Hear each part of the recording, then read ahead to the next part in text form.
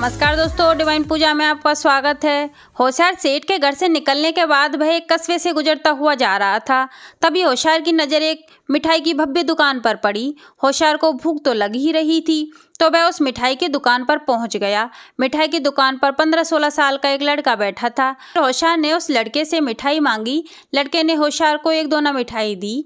एक दोना मिठाई खाने के बाद होशियार ने दूसरी तरह की मिठाई मांगी। फिर होशियार ने तीसरी तरह की मिठाई मांगी।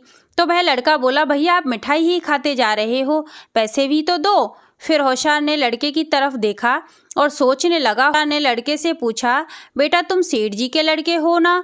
तब लड़के ने कहा, हाँ, लेकिन आपको इससे क्या मतलब, आप मिठाई के पैसे दो। फिर होशियार बोला, अरे बेटा तू मुझे नहीं जानता, तेरे पिता मुझे बहुत अच्छी तरह से जानते हैं। वैसे सेठ जी कहाँ गए हैं? फिर वह लड़का बोला, पिताजी तो घर पर भोजन करने गए हैं। फिर होशियार ने कहा, तो बेटा तुम अपने पिताजी के पास जाओ और उनको मेरे बारे में बताना कि मेरा नाम चीटा है। तुम अपने पिताजी से कहना कि दुकान पर चीटा आया है, चीटा मिठाई खा रहा है, उससे पैसे लेने हैं कि नहीं। फिर वह लड़का अपने घर गया और अपने पिताजी से बोला, पिताजी दुकान पर एक चीटा आया है, चीटा मिठाई खा रहा है, उससे पैसे लेने हैं कि नहीं। फिर वह सेठ बुदबुदाया, अच्छी बेवकूफ़ औलाद पल्ले पड़ी है, ये आगे क्या निहल करेगा। फिर वह सेठ अपने बेटे से बोला, अरे मूर्ख, चीटा भी कभी पैसे देता है क्या? और कितनी मिठाई खाएगा, खा लेने दे। मिठाई की दुकान में चीटा नहीं आएगा तो कौन आएगा? जा दुकान पर बैठ, मैं भोजन करके अभी आता हूँ। जब वह सेठ का लड़का घर गया तब उधर होशियार ने अपने थैले में तरह तरह की मिठाइयाँ भर ली, और जब वह लड़का वापस आया तब वह होशियार शांत खड़ा हो गया। लड़के ने आकर होशियार से कहा, अरे भैया मेरे पिताजी आपको जानते हैं, उन्होंने पैसे लेने से मना किया है, आप और खा लो, जो खाना है बताओ क्या दूं। फिर होशियार ने कहा, नहीं नहीं बेटा, बस अब मेरा हो गया, सेठ से मेरी राम राम कहना, मैं अब चलता हूँ। फिर होशियार कस्बे से बाहर निकल जाता है। तभी होशियार की नज़र एक घने पेड़ पर पड़ी और उस पेड़ की छांव में एक आदमी बैठा था। पेड़ से कुछ दूर धूप में बहुत सुंदर कपड़े सूख रहे थे। फिर होशियार उस पेड़ के नीचे बैठे व्यक्ति के पास गया और उस व्यक्ति से राम राम की और पूछा, भाई यहाँ कहीं नदी है क्या? फिर वह व्यक्ति इशारे से दिखाता हुआ बोला, भाई उधर है। फिर होशियार ने पूछा, भाई आप यहाँ क्या कर रहे हो? तब वह व्यक्ति बोला, भाई मैं तो राजा का धोबी हूँ, मैं भी अभी नदी से ही कपड़े धोकर लाया हूँ। फिर होशियार ने अपने थैले में से मिठाइयाँ निकाली और कुछ मिठाई धोबी को दी और कुछ खुद खाने लगा। धोबी को मिठाई बहुत ही स्वादिष्ट लगी। फिर धोबी ने मिठाई खाते हुए बोला, मुसाफिर भैया मिठाई तो बड़ी ही स्वादिष्ट है, कहाँ से खरीदी? फिर होशियार ने मुस्कुराते हुए एक पहाड़ी की तरफ इशारा किया और बोला, धोबी काका उस पहाड़ी के पार एक बहुत ही बड़ा सेठ है, वह मिठाइयाँ बांट रहा है, वहीं से लाया हूँ। फिर धोबी को आश्चर्य हुआ कि इतनी बढ़िया और इतनी स्वादिष्ट मिठाइयाँ फोकट में कौन देगा। फिर से धोबी ने होशियार से कहा, अरे भाई क्यों मजाक करते हो, उस पहाड़ी के पार कोई सेठ फ्री में मिठाइयाँ क्यों बांटेगा? फिर होशियार ने कहा, धोबी काका मैं सच कह रहा हूँ, वह सेठ पुण्य का काम कर रहा है, इसलिए मिठाइयाँ बांट रहा है। फिर धोबी के मन में लालच आ गया और वह सोचने लगा कि मैं भी पहाड़ी के पार जाकर फटाफट से मिठाइयाँ ले आता हूँ।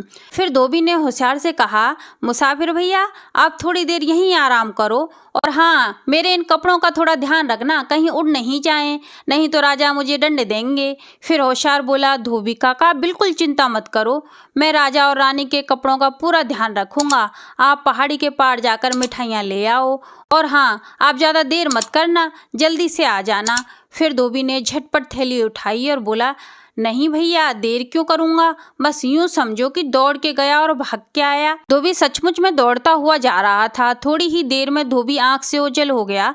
होशियार ने वहां सूख रहे सारे कपड़े धोबी के खाली झोले में भरे और आगे चलता बना।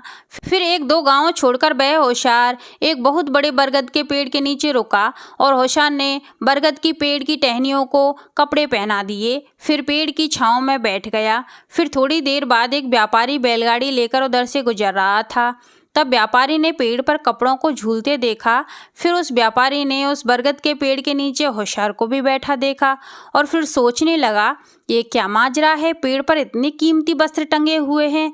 फिर व्यापारी होशियार के करीब गया और होशियार से बोला, अरे भाई, पेड़ पर कपड़े क्यों टांग रखे हैं? होशियार ने गंभीरता से कहा, अरे भैया, कपड़े टांगे नहीं हैं, कपड़े उगाए हैं और अब बेच रहा हूँ। व्यापारी ने आश्चर्य से पूछा, क्या? फिर व्यापारी मुस्कुराता हुआ बोला, अरे भाई, क्यों मजाक कर रहे हो? फिर होशियार ने गंभीरता से कहा, अरे भैया, मैं क्यों मजाक करने लगा? फिर व्यापारी बोला, अच्छा बताओ जरा, पेड़ पर कपड़े कैसे उगते हैं? फिर होशियार ने कहा, अरे भैया, मेरे एक गुरु थे, बहुत ही पहुँचे हुए थे। उन्होंने मुझे एक गुरु मंत्र सिखाया था। मैं उस मंत्र को रोज़ सुबह उस पेड़ पर फूंकता हूँ, फिर इंतजार करता हूँ, फिर धीरे धीरे कपड़े उगाते हैं। ऐसा मुझे रोज एक बार करना होता है। गुरुजी ने कहा था कि अगर रोज मंत्र का इस्तेमाल नहीं करूँगा तो मंत्र काम करना बंद कर देगा, इसलिए मुझे रोज ही उस मंत्र का प्रयोग करना पड़ता है। रोज तो आम लोगों के कपड़े उगाते हैं तो सुबह सुबह ही बिक जाते हैं, लेकिन आज तो राजा रानी और राजकुमारी के कपड़े उगाए हैं तो अभी तक बिके ही नहीं। देखो, कोई खरीदार आएगा तो बेच कर चला जाऊंगा। वह व्यापारी कपड़ों का ही व्यापारी था। वह सोचने लगा, अगर सही दाम में मुझे ये कपड़े मिल जाएं तो आज तो अच्छा खासा मुनाफा हो जाएगा। फिर व्यापारी ने विनम्र होकर पूछा, क्यों भाई, इन सभी कपड़ों के क्या दाम लोगे? फिर होशियार बोला, अब क्या लूँगा साहब, मैं तो ये जानता हूँ कि आज के कपड़े बहुत अच्छे हैं, आप ही अपने हिसाब किताब से कुछ भी दे दो। व्यापारी मन ही मन बहुत खुश हो रहा था, पर खुशी को अपने चेहरे पर जाहिर नहीं होने दिया और मन में सोचने लगा, शक्ल से तो अनपढ़ नहीं लगता, लेकिन जो दूंगा वही रख लेगा। फिर व्यापारी सोचने लगा, सारे कपड़े कम से कम 70-80 हज़ार मोहरों के तो होंगे ही, इसे 50,000 मोहरें भी दे देता हूँ तो भी 30,000 मोहरों का फायदा है। फिर व्यापारी बोला, देख भाई, मैं 50,000 मोहरें दूंगा, तेरी मर्जी हो तो बोल, नहीं तो मैं जाता हूँ। फिर होशियार ने कहा, ठीक है सेठ जी, आपने हिसाब लगाया है तो ठीक ही लगाया होगा, मैं तो यह धंधा करते करते उगता ही गया हूँ। एक तो हिसाब किताब में बहुत कच्चा, ऊपर से रोज अलग अलग तरह के कपड़े उगाते हैं। फिर वह होशियार बोला, मैं तो यही सोच रहा हूँ कि यह पेड़ और यह मंत्र जिसे फूंकने से कपड़े उगते हैं, किसी को बेच ही दूँ। फिर उस व्यापारी के मन में लालच आया और वह व्यापारी बोला, अरे भाई, आपकी मर्जी हो तो मुझे ही बेच दो, मैं तो कपड़ों का ही व्यापारी हूँ, मैं आपको उस मंत्र और पेड़ के बदले 50,000 मोहरें अलग से दे सकता हूँ। फिर होशियार आभार मानता हुआ बोला, अरे सेठ जी, आपने तो मेरी रोज रोज की आफत से छुटकारा ही दिला दिया।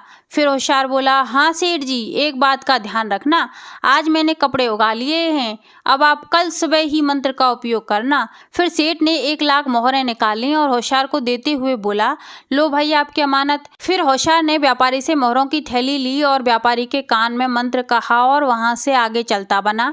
फिर व्यापारी ने सभी कपड़े उतार कर झोले में रख लिए और सोचने लगा, अब गांव जाकर क्या करूंगा, वैसे भी थोड़ी देर में रात होने वाली है, फिर सुबह वापस आना पड़ेगा, इसलिए यहीं रुक जाता हूँ। वैसे भी खाना और पानी तो मेरे पास है ही, खा पी कर यहीं सो जाऊँगा। सवेरे उठकर पेड़ पर मंत्र फूंक कर कपड़े उगा लूँगा और वह कपड़े भी बटोर लूँगा और फिर ही गाँव जाऊँगा।